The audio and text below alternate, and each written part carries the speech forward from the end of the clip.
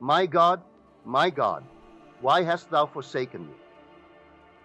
John only claims, it is finished. And then the soldiers shaft into the right side, and out came blood and water. And down through the centuries, they are trying in some way to explain it. They can't explain it on anything that is biological, save that a birth always has the phenomena of blood and water. When a child is born, the water is broken, and there is a flowing of blood and water. This is birth. To understand it, we go back to the 31st Psalm. Into thy hand I commit my spirit. Thou hast redeemed me, O Lord, faithful God. He promised it, and he did it. That is only a symbol of one's birth, which is redemption. So I say to you, don't weep when you see it. Rejoice. It was God's sacrifice of himself, because he desired to individualize himself in unnumbered garments in all of us. God can't beget anything other than God. So we are told in the 82nd Psalm, God has taken his place in the divine council. In the midst of the gods, he holds judgment. On God in the midst of gods, all is God. He is asking and begetting this unbegotten being. The cue is given us in the book of Hebrews 5:6. It is called by a different name. It is called Melchizedek. He has no father, no mother, no genealogy. He is telling you who he is, everyone who is born from above, because God succeeded in giving himself to that individual. That individual has no genealogy. He is God the Father. Believe me. How could he give himself without knowing his Son? I tell you, the whole vast world of humanity is symbolized in a single youth called David.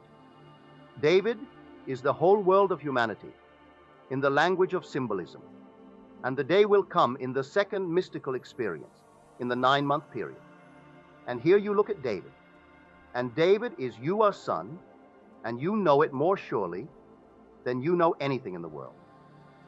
There is no uncertainty when you look into his eyes and you see David, and he calls you, my Lord, my Father. You know for the first time who you really are. And you turn to the world and you tell them what happened. But you are told, as I quoted earlier from Luke 18:34, they understood none of these things. This saying was hid from them, and they did not grasp what was said. How can you persuade the individual that the day will come that even this very moment I could take the most Orthodox Jew in the world? If I went to Israel tonight and talked to the head rabbi and asked him if he feels any relationship to David, he would say, only as the greatest of the kings of Israel, but relationship as to myself, no. But he respects the great king of Israel and hopes someday to rebuild the dynasty that is now gone. But he could not feel a relationship. And if I, in his eye, a total stranger, a Gentile, would tell him I am his father, he would spit in my face. To him, that would be blasphemous. And yet I could tell him, I am his father. I'll go further. I'll tell you, you are his father, and the day is coming, it will be revealed to you. And when the whole vast world is completed, and God's work is finished, and he has given himself to every being in the world, because he is the father of David. To give me himself, he has to give me fatherhood of David, not just fatherhood. There is no need to give me fatherhood and not the father of his son. His son, yes. Psalm 2:7, thou art my son, today I have begotten thee. Then he takes this only begotten son to prove his gift to us by giving us that son as our son. And you look right into his eyes, and he calls you Father. He calls you Adonai, my Lord. I tell you, the day will come when you and I will be the same father of the same child, everlasting, eternal youth, that God in the beginning put into the mind of man and molded man into the likeness of himself. Read it in Eckelder 3:11. God has put eternity into man's mind, yet so that he cannot find out what God has done from the beginning to the end. The word translated eternity is the Hebrew word olam.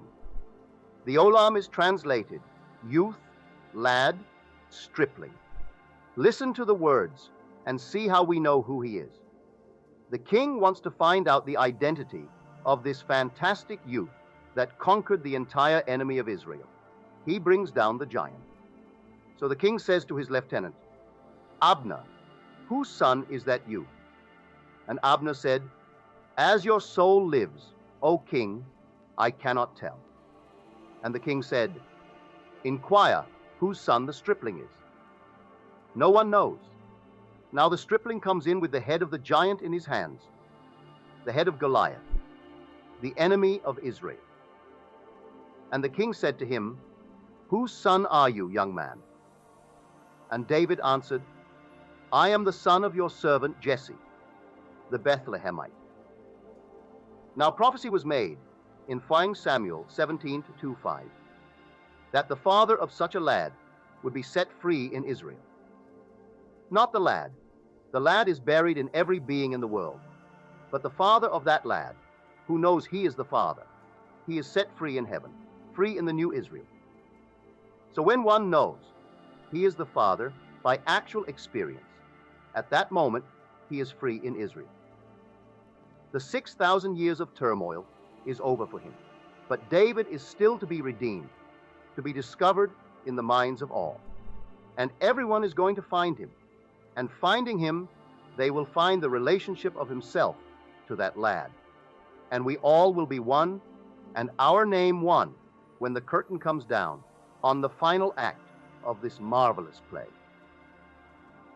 Blake said, Do not let yourself be intimidated by the horror of the world. Everything is ordered and correct, and must fulfill its destiny in order to attain perfection. Everything is ordered. Everything is perfect. God planned it, just as it has come out, and as he willed it, it will be consummated, and no tyrant in the world is going to stop it. He will take all the tyrants in the world and use them in the fulfillment of his purpose, as we are told in Proverbs 16:4. The Lord has made everything for its purpose, even the wicked for the day of trouble. Everything, not just a few. For it takes the wicked being to cross your path, to add a little more fire, to bring you closer into the image of God. If it takes many to cross it, they will cross your path. What man, looking at this garment we are wearing now, could ever see him in the image of God? But this is not what is molded. This is only a form